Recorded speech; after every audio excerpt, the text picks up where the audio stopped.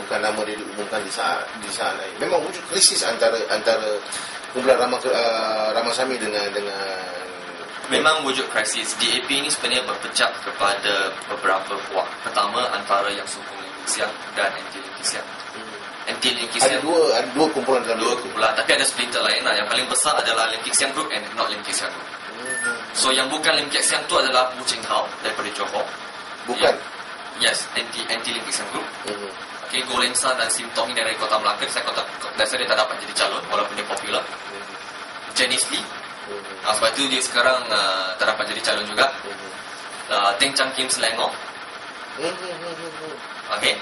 Nge Enga sekarang cuba berada di kedua-dua. Okay. So ini adalah perpecahan dalaman DAP, dan Ramakrishna ni sebenarnya lebih rapat dengan DAP Teng Chang Kim dan Wu Ching Hao. Dan sebenarnya banyak orang tidak tahu, tapi kalau orang yang dalam DAP yang analisa politik di dalaman DAP, kita akan faham mengapa DAP Lim Kee Siang terjun kepada Johor.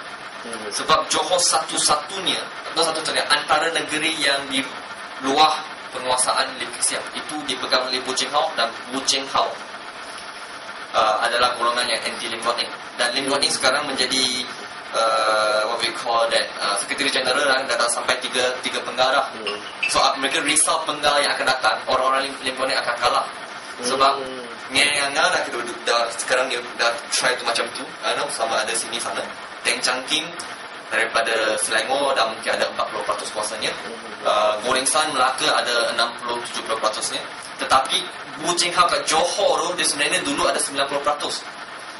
Dan apabila Lim Kee Siang pergi ke Johor, that is why dia bawa semua tentera dia pergi. Dia bawa orang Liao Jintong daripada Penang, lepas tu dia bawa Teo Ni Ching daripada Selangor.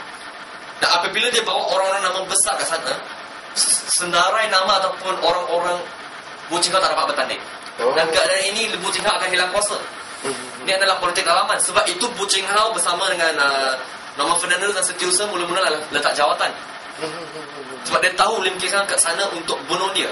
Dan Lim Kee Siang lakukan ini is not for the nation. Dia tipu, itu package. It's for his own son future. Sebab dia tahu dia dah 73 tahun, anaknya terlalu bongkak. Okay, orang panggil dia koki Aaron Tegung, dan dia sudah menyinggung banyak perasaan grassroots.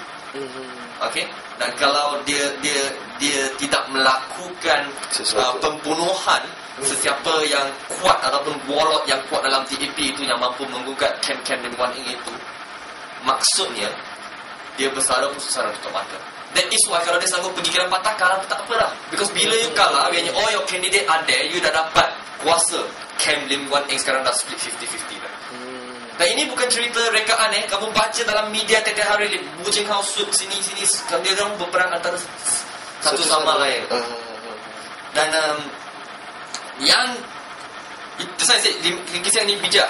Ada peribahasa English kata, shoot throw one stone, shoot two birds. Three birds. Satu, dia mungkin Johor adalah satu-satunya cara untuk berjaya. Kedua, menyingkirkan musuh dalaman Lim Guan Eng.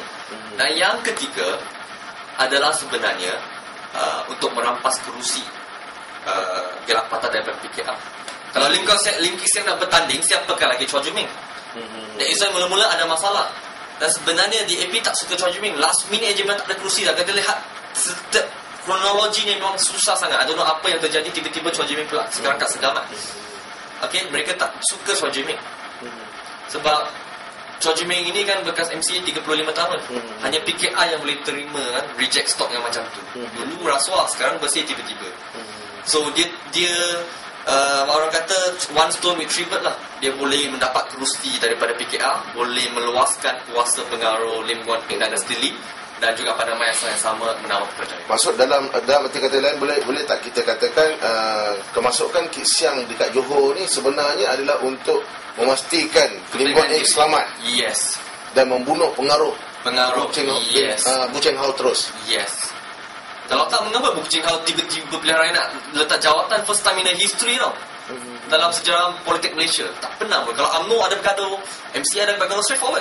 Tapi tak pernah orang nak meletak jawatan sampai tahap ini pemimpin negeri 3 orang tu. Secara dasarnya itu bukan perjuangan rakyat lah. Dia bukan benda itu bukan perjuangan rakyat lah. Itu bukan perjuangan rakyat, tapi perjuangan mempergunakan rakyat dengan menggunakan nama rakyat. Itu frasa saya. Itu perjuangan anak. That's why DAP tu jadi anak parti. Okey, jadi sejauh mana pengaruh Kit Siang dalam DAP itu sendiri? Because kalau kita kata ada dua kumpulan, because ini satu maklumat yang baru saya rasa untuk masyarakat. Memang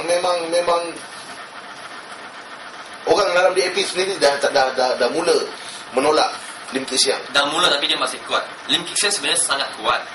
Because banyak lagi general-general, tapi general-general dah tua dah. Lim Kit Siang ni seorang yang bijak. General-general dia dah tua dah. Lim Kit Siang, Lim Guan Eng masih muda, perjalanannya masih jauh. Lim Kit Siang dah 73 dah. Okey, jangka hayatnya tidak lama lagi. Itu yang pertama. Okey. Yang kedua, kekuatan Lim Kit Siang itu tidak semestinya menandakan kekuatan Guan Eng. Just to be straightforward, I don't want to say saya serang DAP balik. Jujur, I just want to be fair. Kekuatan Mahathir tidak semestinya menandakan kekuatan Mukhlis. You will just influence. Maybe, Mahathir, okay, kalau orang-orang suka Mahathir 100%.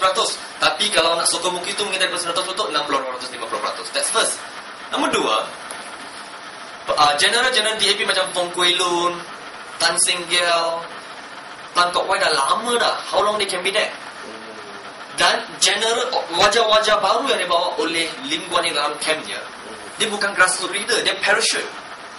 Macam Tony Poa tiba-tiba masuk. Lepas tu Teo Ni Ching, Hannah Yeoh yang terlalu fresh, terlalu raw, yang tak tahu banyak dengan selok-belok politik. They don't rise from grassroots. Dia bawa macam Ong Tian Ming dan sebagainya. Yang orang-orang macam ni nama dia terkenal, tapi dia tak control grassroots. That's why sampai hari ini Tony Poa memiliki masalah dengan grassroots DAP sendiri di PJU. That's why sudah 2 terms or 3 terms Tony Poa cuba bertanding pengurusi dengan veteran DAP di PJU, Tony Poa kalah. Dia tak pernah menang situ. Dia tak pernah. Dia nak hapuskan veteran. That is why orang-orang baru yang Guan Eng bawa itu dia kurang tahu selok-belok ataupun what we call that politik. Sebab politik ni grassroots kita perlu respect. Although you want to go against them memang susah.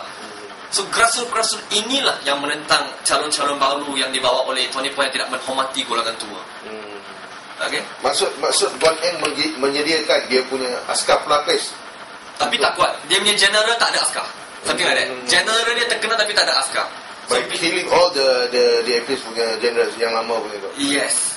So how long Kit Siang, kalau Kit Siang one day, kalau kita hari ni kata bayangkan Kit Siang, okay, how long kalau sudah 73 tahun, okay, general saya semua dah tua, grassroots semua saya punya, tapi anak saya sendiri grassroots dia tak kuat sebab banyak parachute dan dia juga memiliki masalah dengan bahagian dia grassroots leader. That's why Teo Ni Ching lari daripada Sedang kepada what we call that Johor. Lau Chun Tong dia bukan daripada Penang pun, daripada Selangor dia, dan Melaka dia parachute to Penang. Orang tak dapat terima, sekarang pergi Johor lagi. So dia punya leader macam ni, dia punya internal strength DAP Lim Guan Eng tak kuat. Apa isu Guan Eng sebenarnya sampai orang tolak DAP members tolak dia sebagai terlalu kuku besi, terlampau kuku besi. Dan kalau saya kata, orang kata saya sekarang sokong BN, memang saya kata tak. Timbalan menteri dia sendiri, deputy minister, chief minister Mansur Oman sendiri yang kata Lim Guan Eng itu cocky, arrogant tokoh. So it's not from me, ladies and gentlemen, it's from his own, deputy chief minister yang kata dia cocky. Pernah kita lihat kata Najib kata Azam Muhyiddin kata Najib tu cocky, arrogant ataupun teruk. Pernah kita lihat Tong Lai serang Sasulit itu arrogant? Tak, sampai tahap orang sendiri boleh serang kamu. Itu bayangkanlah begitu teruknya DP. Dan bayangkan kalau orang PKR boleh tak boleh tahan, bayangkan dalam nanti